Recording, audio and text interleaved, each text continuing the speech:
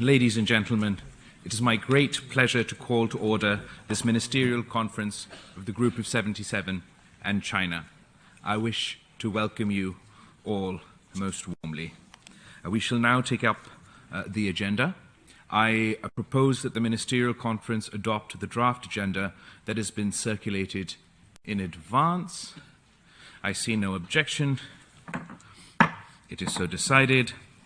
Allow me to give my opening statement. Under Secretary General, President ECOSOC, Excellencies, I would like to welcome you to this ministerial meeting of the G77 in China.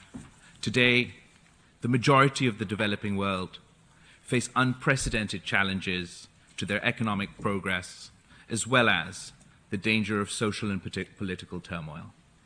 Over the past 3 years, our economies and societies have been ravaged by a series of crises.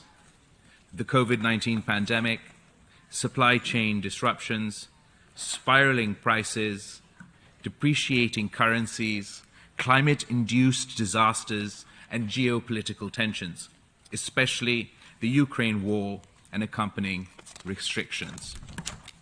The immediate future looks bleak for most of our members.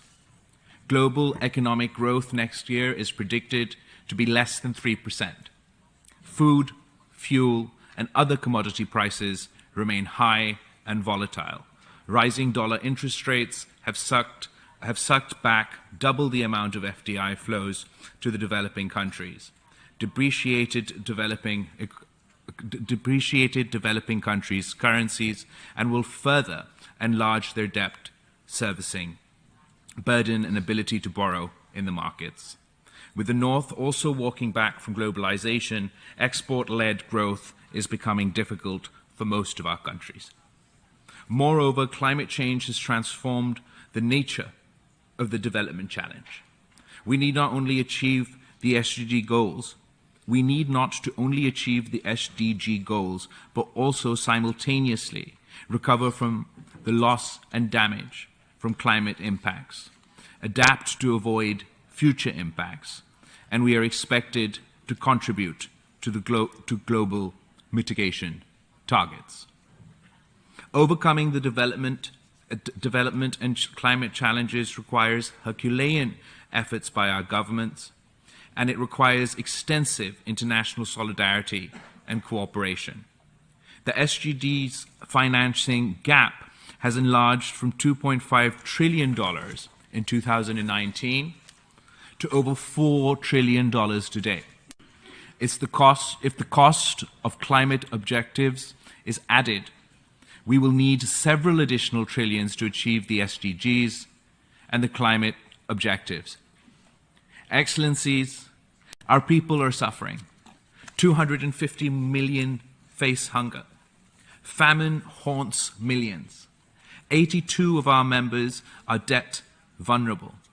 54 are in debt distress. Financial austerity will freeze their growth and entrench and enlarge hunger and poverty.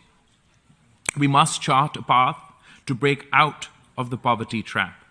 The purpose of this conference is to initiate actions that respond to the urgent challenges confronting the developing countries and to outline a strategy to secure the reforms to the international financial and economic system required to achieve SDGs and the Paris objectives.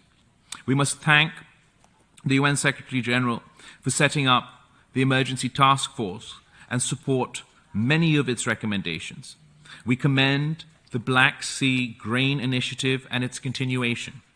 We urge the WFP to ensure food supplies for the 250 million in hunger.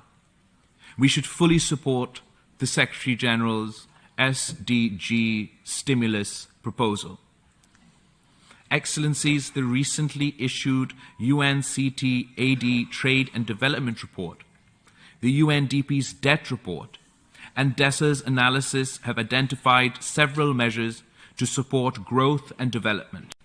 A call for central banks and the IMF to reverse rising interest rates, halt austerity programs, provide fiscal space to the 82 debt-distressed and vulnerable countries, including through the rechanneling of unused SDRs and debt service suspension and debt relief. The relevant UN bodies also need to examine a mechanism to cap commodity and fuel prices for developing countries, ensure their access to food, fuel, fertilizer, and discourage commodity speculation. Furthermore, developing countries which continue to suffer from the severe impacts of climate change must be assisted urgently, generously, to recover from these impacts. Even as we start work on the operationalization of the Loss and Damage Fund agreed to at COP27, in this context, my government is grateful to the UN Secretary General for co-hosting the International Conference for a Resilient Pakistan in Geneva on the January 9th, 2023. Excellencies, even as we endeavor to recover from these crises of recent years, the Group of 77 in China must take the lead in promoting the systemic and structural changes needed to revive sustainable global growth, induct equity in international economic relations, and restore our economies onto a path leading to the realization of the SDGs and environmental objectives. To this end, we should first give life and substance to the Secretary General's call for the reform of the international financial architecture. This will involve several bold measures. One, a multilateral mechanism for the sustainable management of sovereign debt, such as an improved common framework for collective debt relief and a new sovereign debt authority. Two, the fulfillment of the agreed ODA target of 0.7% of GNI of the GNI of developed countries. It is evident that where and when they wish, in response to the pandemic or the Ukraine war, the developed countries can find ways to mobilize significant amounts of concessional money. Their ODA commitments cannot be allowed to be abandoned. Three, the wide utilization of SDRs offers a critical and tested modality to generate financing for the SDGs and climate action. The $400 billion unutilized SDRs created in 2021 can and must be rechanneled to development and climate goals. The new SDRs can be created linked not to IMF quotas, but to development and climate needs. The MDBs and national development banks should be recapitalized and leverage this capital to mobilize 4 to 5 times the amount from the market. In this context, we welcome the bold proposal of the Prime Minister of Barbados in the Bridgerton Initiative. 4, mechanisms must be created to lower the borrowing costs for developing countries. This can be done through facilities such as the Liquidity and Sustainability Facility set up for Africa by the ex-Executive Secretary of the Economic Commission for Africa. 5, developing countries must also make maximum efforts to mobilize significantly larger domestic resources by building their capital markets and enhancing tax coverage and revenues. To this end, the adoption of an equitable international tax regime is essential to prevent tax evasion and profit shifting by multinational corporations, including in digital transactions. Moreover, the illicit exploitation of natural resources is another drain on national revenues, which remains to be effectively addressed at the global and regional level. Second, the climate change agenda and climate commitments must be fully and faithfully implemented in accordance with the principle of equity and common but differentiated responsibilities and respective capabilities. We call on the developed countries to fulfill their pledge to provide $100 billion plus annually in climate finance, allocate half of this to climate adaptation, and urgently operationalize the fund for loss and damage. We must also urge the developed countries to assume the burden of mitigation and reach net zero emissions well before 2050. Third, the transition to a sustainable global economy will require the rapid installation of sustainable infrastructure, energy, transportation, housing, manufacturing, agriculture. An estimated investment of $1 trillion per year is needed. We should welcome initiatives such as China's Belt and Road Initiative and the G7's Global Infrastructure Initiative.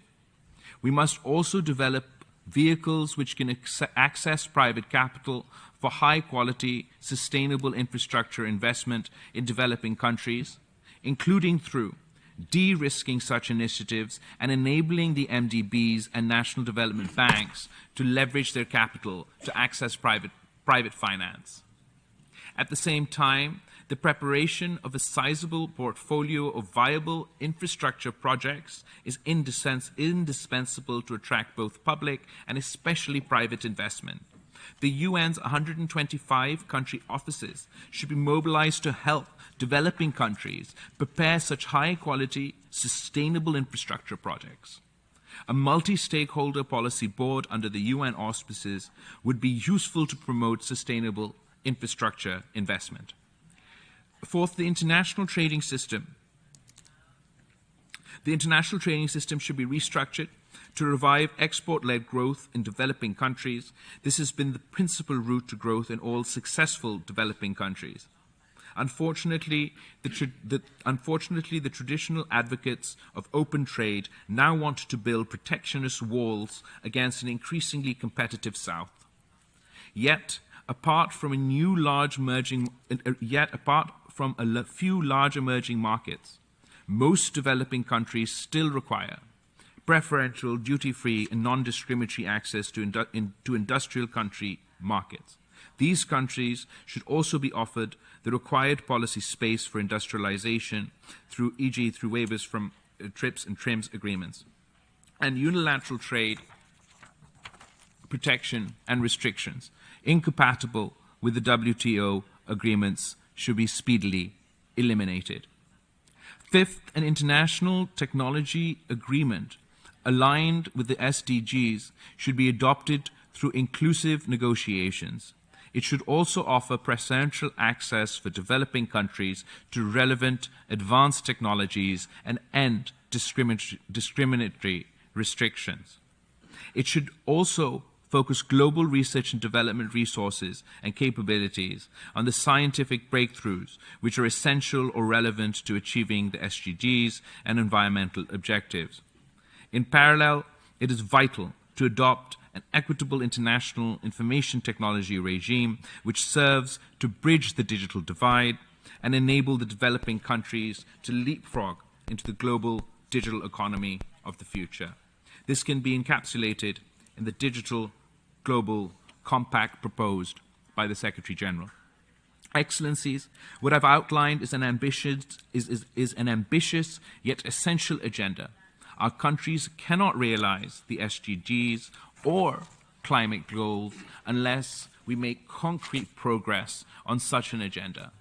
Without such emergency and systemic actions, the development divide will grow into an unbridgeable gulf, transforming our world into a nightmare, a world afflicted by massive human suffering, social and political instability, and proliferating conflicts, even as our planet and our species confront mounting existential threats of a climate catastrophe. This apocalyptic prospect, if nothing else, should generate the political will and solidarity among all nations to act together to save the present and succeeding generations from the scourge of war, pestilence, poverty, and an uninhabitable planet. I thank you.